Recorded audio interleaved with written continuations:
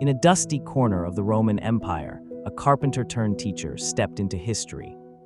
With a soft voice he called, "Come to me, all you who labor and are heavy laden, and I will give you rest." He spoke of love, mercy, and the inherent worth of every individual. In a world dominated by power and privilege, such ideas sparked a revolution. Fast forward to today, in a modern classroom, we hear the words, and Christian beliefs emerged. Yet when we open most history books, his name barely graces the pages. One might wonder, how can someone who transformed civilization remain largely invisible in the narrative we share about our past? It's a poignant question, compelling us to rethink who we choose to remember and why. What began with a few followers in a small province didn't stay small. His ideas spread quietly at first, then across continents. The Roman officials, ever stern, recognized the challenge, stating, "These teachings, they challenge the order." And indeed, they did.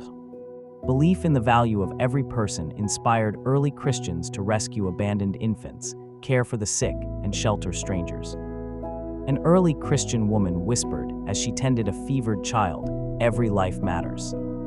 Centuries later, these simple acts formed the blueprint for hospitals, charity, and human rights. A modern historian reflects, remove Jesus from history, and key institutions collapse.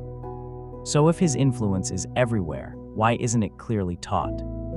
This question lingers, prompting us to reflect on the roots of compassion and the legacy left behind. Today, classrooms dive into the rise of empires, revolutions, and transformative ideas. Yet the man behind much of it often finds himself reduced to a mere footnote. A student flips through a textbook, puzzled, asking, "Why does it barely mention him?" The teacher, with a knowing glance, responds, "We cover movements, but not always the roots." And those roots matter. Without Jesus, the narratives of compassion, dignity, equality, and education would look vastly different. As one historian reflects in an interview, his influence is undeniable, so why do our books shy away from telling the full story? The omission raises a question about history itself.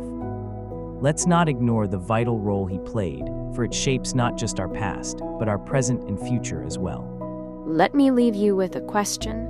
If Jesus shaped hospitals, human rights, education, and the very idea of human dignity, why is his story barely taught? Why does the most influential life in history get the smallest space in our history books? Maybe the real mystery isn't his impact, but why we stopped telling the truth about it.